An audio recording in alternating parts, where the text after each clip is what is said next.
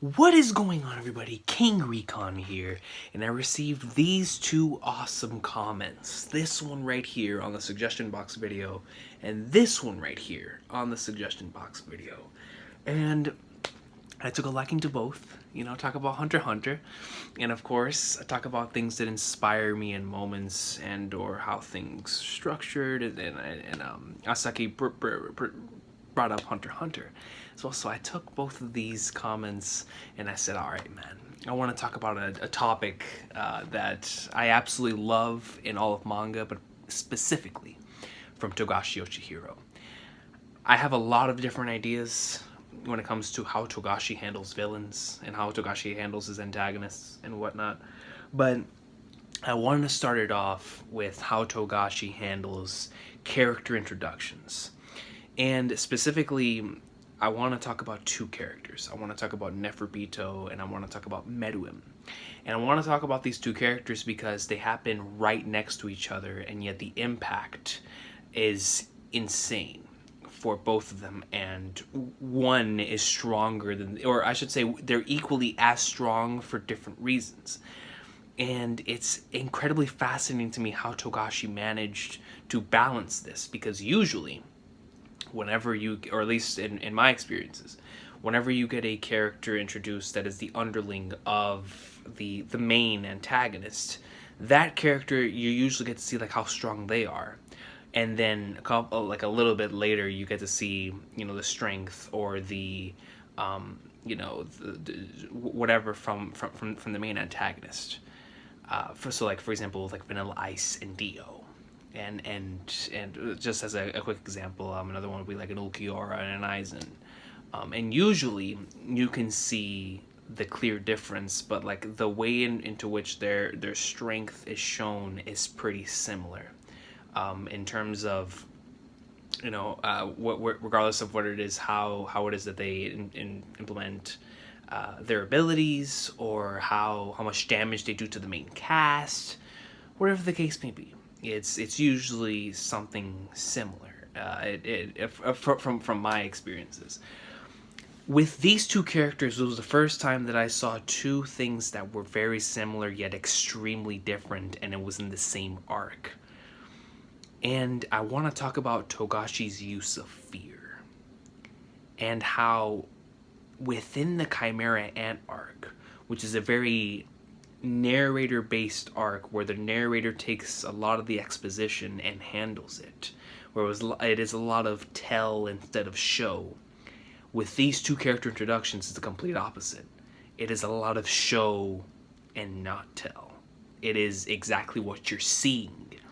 And it's incredible to me because that's what makes the Chimera Ant arc work so well, because even though there is a lot of narration, and the narrator is the driving force for the exposition in the story, the fact that the fact that he can balance both so well is what fascinates me. But going into the introduction of these two characters, and how Togashi implements fear between both of them. Neferpitou. Whenever Neferpitou is born in the anime, it's episode 84. You know, Neferpitou comes out, and you immediately see this aura around Neferpitou, and everyone's immediately as a viewer, you realize that this person is unlike anything that we've seen before. But aside from just noticing it as a viewer, you see the impact that it has on the characters around. The characters immediately like, hold on, like you know, this person is not to be messed with. But what I love about that specific introduction is that in that very same moment, you have Paku, which is hiding under all of the bones, and he's been hiding from all the other ants there. And Ramat just learned Nen for the first time. So Ramat just learned Nen, and he's, you know, they're gonna start this plan with Ramat and Kurt to teach Nen to all the others, right? But before that, Ramat learns Nen, and you realize as a viewer, like, holy flagnards, the Chimera Ants are about to learn Nen. They're about to be much more powerful. They're going to be much more formidable adversaries after this. And this is directly after we see massive feats from Kite.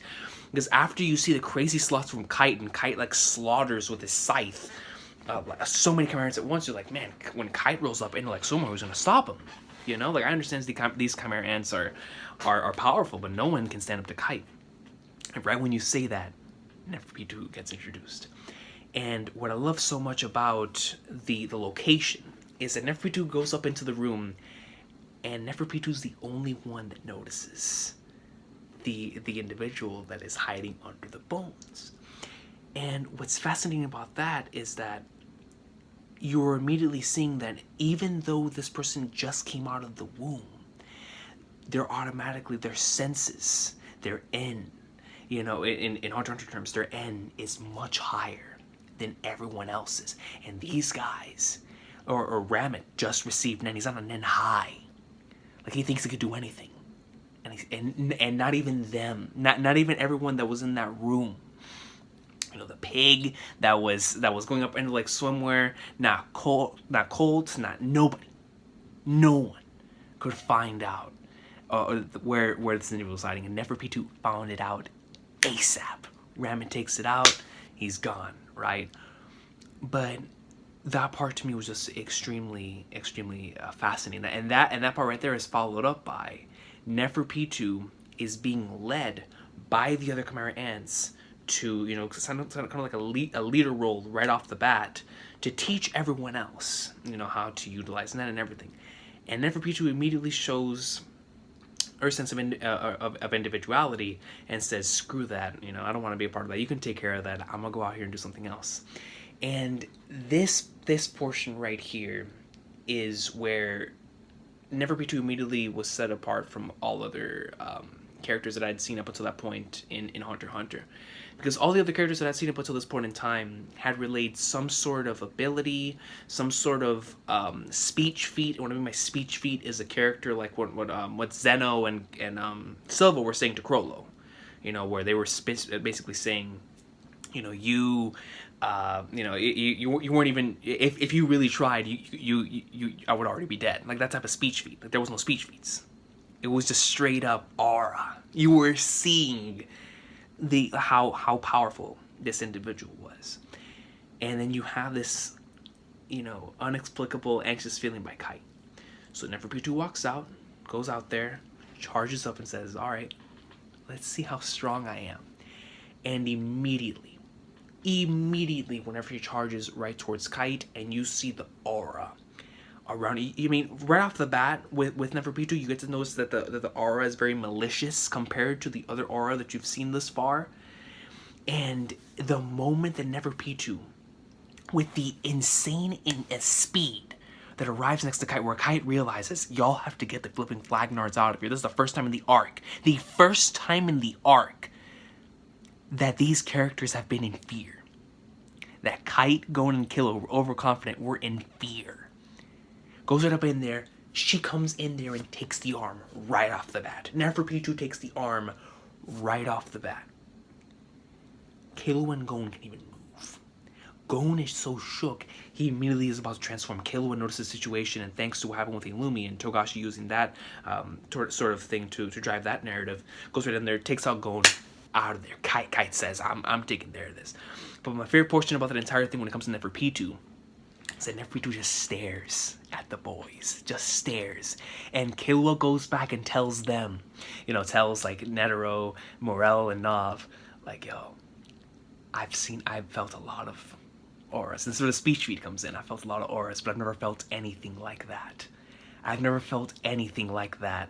And then you get to see that amazing visual of Kite and Pitou and the camera going all the way around. But what I'm trying to get to with this introduction that's extremely fascinating to me is the whole show and not tell aspect. The narrator could have immediately come on there as he had done previously and say, you know, Neferpitou is an expert in right off the birth, flexing from birth in Nen, has no Nen ability yet, but can be extremely dangerous. You know, explaining why the range of N is so high. Could have come on there saying, you know, specifically just what Neferpitou is, member of the Royal Guard, serves her. No, we found out that Neferpitou was a member of the Royal Guard thanks to the characters. And then, immediately out of everybody in that room, realizing that there was somebody under the bones, directly followed by not giving a flying flagnard about teaching Nen to the other people, because they're like, this bores me. You know that a character is on another level when they don't even want to teach others something. So like, they're not going to be on my level anyway. Neferpitou immediately wants to go out there and search for something fun. And for her, at that point in time, fun was finding somebody as strong. Which is a pretty common theme, which is something that Meruem respects Neferpitou for later on in the arc during his introduction. But I'll get to that in a sec. What I'm trying to get to with Neferpitou is showing strength through fear in terms of straight up just aura. Straight up aura Nen as we know it, because up until all the build up in this entire series with aura and striking fear with your malicious Nen, your killing intent, and Neferpitou was the highest that we had ever seen up until that point out of anyone. I mean, you felt it from everywhere. It came out through the screen. It came out through the screen. You felt that presence, that spiritual pressure, that energy coming at you. It's something that I had never seen even in Dragon Ball. Like in Dragon Ball with power levels and with that, I had never seen anything like it. And that drives me to my next point, because that is showing strength through abilities, showing strength through, the magic system that we had known up until that point. The strongest user of that we had seen up until that point. Even though the episode after, Neferpitou found out that she was a specialist, and that just followed on. But I'm just talking about episodes 84 and 85. How that by itself laid the groundwork how the Royal Guard is on another level compared to everyone else. And it just immediately, you started thinking in the back of your head, at least for me, I said, if this person is that strong, I had the same thought as Netero. Whenever Netero was like, that thing's stronger than me. And when I saw that speech feat too, it was over. But immediately in the back of my mind, I said, if the Royal Guard is this strong, then how powerful is the king, right? So, and we got a lot of those type of moments where we got with Pitou as well, but not during his introduction. During Meruem's introduction, we did not get a single aura feat. Not a single one. And that's what fascinates me so much about that introduction, bro. Because during Neferpitou's introduction, we got so many aura feats. One with N, finding the individual with the bones, and just with straight up just malicious intent. Like, they just kept bringing up the aura. Every time that they saw the aura, they said, we can't mess with this thing. We can't mess with this thing. So that's fear through the abilities and the magic system we had seen thus far. Now, let's talk about Meruem. Meruem came out the womb on command, told the queen to silence. Silence! Right off the bat, you realize what kind of person that Meruem was. Personality in check right there. Where Neferpitou's personality came a little bit after, with finding out that Neferpitou doesn't really care about training the others as a member of the Royal Guard. She's all about her own interests. And of course, we find out later, episode 91, that she's all about the interests of the king. Regardless, going into Meruem. Meruem comes out, silence. Queen, rips out of the womb, goes up, and the queen is dying, right? One takes a simple step to walk towards the queen, and Meruem takes his head off in an instant. The other, oh my god, bro. He tells Kurt to wipe it off. And then the other one attempts to go in, his head comes off too. And then he proceeds to eat him. Right off the bat, within 3 minutes, I mean, it was a couple minutes into episode 91, you realized in that step-by-step process just how powerful the king was. And there was no aura feats, there was no power feats, there was no speech feats, there was no speed feats, there was nothing of the sort, because it was not needed. Neferpitou already got that. Neferpitou had all that. This was a different kind of strength. This was the strength of a king. a king who commands, and if you do not obey, you are gonna die. And what I love so much about this introduction is that this time, instead of the sense of danger being pulled up in terms of our magic system we know thus far, this time the sense of danger is raised because if you even take one step that is wrong, ally or enemy, you're getting smoked on the spot. Within 3 minutes you find that out. When he tells his own mother to shut up, comes right up out of there, out of the womb, tells him to shut up, silence, gets out, does not give a flying flag now that the queen is dying, calls the place filthy, looks over when somebody tries to help the queen. You didn't move in my did I tell you to move? Death. This character that we had been with for at least, let's just say 16 episodes, or 15 episodes at that time. 76. Yeah, 15 episodes. And the other one. These two characters were literally created to be fed to Meruem in this scene. And it's a display of strength that it completely changed my entire understanding of what the word strength means. And it's extremely inspiring for me because I realized that there are multiple different ways of showing just how intimidating a villain could be. And I could get into that with Johann Liebert. But I want to stick to this in Hunter x Hunter because Hunter x Hunter is a magic-based system series. And to introduce the main antagonist of your arc and not have a feat based off of your magic system and still have it to where you are questioning how anyone can defeat these individuals, it's incredible to me as a writer, man. It's incredible to me as a writer how he was able to differentiate those two character introductions. Because on one hand, you have a feat based off your magic system, and then on the other hand, you have a feat just based off of savagery, of how this character does not give a flying flag, Nard, and how the unpredictability aspect, literal unpredictability. You are fearing for everyone's lives when they're around him. And that's exemplified even more later on in the episode, whenever Neferpitou had not been as strong, and I love that moment so much. Neferpitou speaks a little bit more, and Meruem gets mad because he's like, you think I don't know that? Slaps her with a tail, and she's the first one to survive it. You see blood coming down, and you see a smack here on the cheek. But Meruem says, Neferpitou, I gotta give you props. I thought I was striking to kill.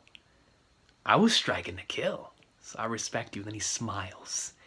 He smiles. And what that tells me as a viewer, when he smiles and he looks down at Pitou, who we had seen as the strongest user of that magic system that we had seen up until that point in time, is that the king is on another level compared to that person that we just saw. Without any speech feats, without any power, speed, whatever. It was showing through the narrative. And I had never seen anything like that up until that point in time. And for me, that's what makes those two character introductions still probably my favorite character introductions in both of the series, in both Yu Yu Hakusho and Hunter x Hunter. And honestly, one of my favorite character introductions, period, just because of those two things. It's just so fascinating to me how he did it. How he had one so clearly based on his magic system. And it comes right around with the main antagonist of the arc. And instead shows strength. In one episode, you immediately know who's the boss around here. You don't need to even question it. You not even question it, bro. There's no feats. It's just straight up, And I love it. And scenes like that is what is why I get so inspired by Togashi. And there's a lot of different scenes in Hunter x Hunter, and I will definitely get around to them in the future. But I wanted to talk about character introductions because character introductions is very, very important. Our first impression by a character is a lot. Our first impression on a character, especially from an antagonist, A first impression by an antagonist is huge. That's a big reason why some people don't like arcs. You look at Fishman Island, Greed Island, and the Fullbring arc, for example. A lot of people thought Genthru and Hody Jones and Ginjo were not powerful adversaries, or were not adversaries that would cause much of a threat. And when the threat level is not high, either from a mental standpoint or from a physical standpoint or from a strength standpoint, whatever the case may be, if you don't feel in fear for our main characters, then there's gonna be no sense of danger. At least that's the way that that a lot of people think. You know, for us, of course, we know that number one, Fishman Island is an arc where it's based on showing how the characters have grown. The Fullbring arc is about showing the character's struggles, and by showing another individual that is the same as the main character. And then number three, in Greed Island, and with Genthru, it's showing, you know, it's a training arc. So the character is not supposed to be as like extremely overpowerful from, because it's supposed to show after, you know, Gon's training, he is able to take out this individual. So he's not supposed to be like that high over him. Plus they were cheating the whole game, and you knew that Genthru was going to get pwned anyway. But up until this point in time, even though with the introduction of the troop, it's another one of those different kinds of strength type of thing. I definitely want to talk about the troop in a separate video, because that's probably the number one thing that has inspired me in this entire series. But I wanted to talk about the character introductions, because I feel like as writers, for anyone who's out here writing a story, you know, eventually you're gonna have to write antagonists, and for any story to work, you're gonna have to write, especially in our genres. For me, writing fantasy, sci-fi, whatever the case may be, and if you're writing fictional, you know, sci-fi, anything that is that has a base narrative, you're gonna have to write an antagonist. And I always go to Togashi first before anyone else when I want to figure out what I want in an antagonist. Whether it's the boss of an organization, or a king, or a or someone who's the literal display of strength, and someone like a Toguro or whatnot. But I always go to Togashi first when it comes to my villains, and like to gain inspiration on how I should do villains, and how I should do antagonists, and what kind of foils are good for your protagonists, and what kind of things would make your protagonist mad, what kind of things, like with the whole Neferpitou and Gon plot, and Meruem and Netero. But I'll get to that in a separate video in the future. But I specifically just wanted to talk about their introductions, because like I said before, introductions are very, very important. First impressions are huge. First impressions are big, man. I mean, just think about, like I said before, any of those arcs, or anything that you've ever seen where you felt like you were bored, or the sense of danger was not high. Just think about it. Really sit back and think about why it is. It's because the author or the writer put it that way, or they failed to execute in the way that they should have. And when you have moments like these, where you have two different bases of fear, and you have two different bases within the same arc, within 6 episodes of each other. 6 episodes of each other, and you already know who's the head honcho in town. And Meruem never even showed a feat. Period. It is the true form. You know, you can not only gain inspiration from like how to introduce your character standpoint, but also from a storytelling standpoint as well, because it shows you that you can balance stuff like a narrator-driven exposition, but to also never forget to show certain things. And for these type of things, showing is way better than telling, because I can come in here and do what Togashi does a lot of times, which is come on here and give you, you know, this character's, like, a long paragraph on what this character's abilities are, and all that stuff. And that's all fine and dandy, man. That's all good to put in your data book and say, okay, this is what this character has, this is what this character has. But from first introduction, before the Nen abilities, before all that, from first character introduction, what are you doing to engage the audience? What are you doing to make the audience fear your antagonist? What are you doing to make your audience think, how in the flying flagnards are they going to take care of this character? Or this character has this type of personality. I understand this person's going to clash with my protagonist if they go at it, or that type of stuff, you know. And I really want to talk about Neferpitou and Meruem, because I love those two introductions, man. One based on the magic system, one based on unpredictability, and on just not caring as a king, because that's what he is. He's a king, and if someone disobeys him, he's killing him on the spot. And it's incredible because almost all storytelling that you watch, that you're really engaged in, is something that you can relate to. And Meruem, immediately whenever you think of his character, you're like, okay, he must have been like one of those ancient kings that whenever you disobeyed him, they killed him. Like ASAP, they executed him with no question, no remorse at all. And whereas Neferpitou, we just saw strength based on, ability. Neferpitou wasn't the type of character to just go around and just kill random people with her abilities. Meruem is. Meruem, you do one thing wrong, son, you're getting smoked. And it just, the high sense of value that Meruem has as well, where he doesn't even want to eat normal human meat, because he ate something so rich in the womb that he will not cease until he finds that. And he goes around. He even creates his own palace on top of the palace, but he says the place is filthy. Just showing your character's personalities right off the bat, for both instances, and showing, like I said before, who the head honcho is in town. And it's so inspirational, man. It's so inspirational because it makes you just want to sit back and really think about your antagonist, and think about, the hierarchy within your antagonists, and how you want to show that, how you want to show how this character is above the other, even though this character is really, really strong, or this character has this over the other character, or whatever the case may be. You have to show that sense of hierarchy, man. I love it.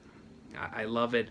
And I have to thank Togashi for writing his series in the way that he does, for writing his villains and really taking care of his villains in the way that he does. Because for me, villains are the true driving force.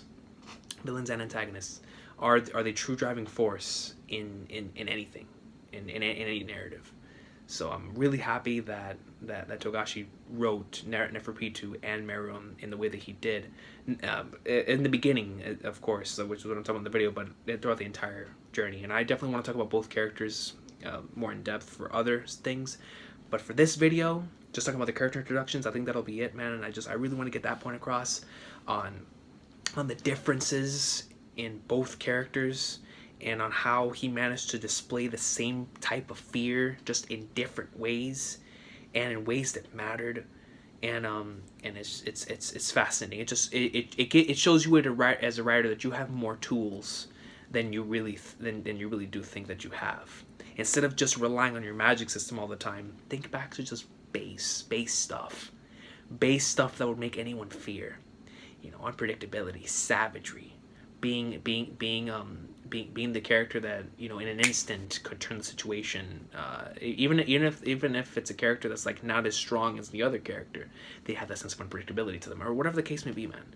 Just with the introduction of these two characters, it tells me that you're not restricted to your magic system when displaying fear or displaying strength. You have other ways of doing that through the narrative, and it's really cool, and it inspired me, and just like all of his villains, man, you can always take something from that and like implement it into your own stories, and that's why I wanted to talk about it in this video.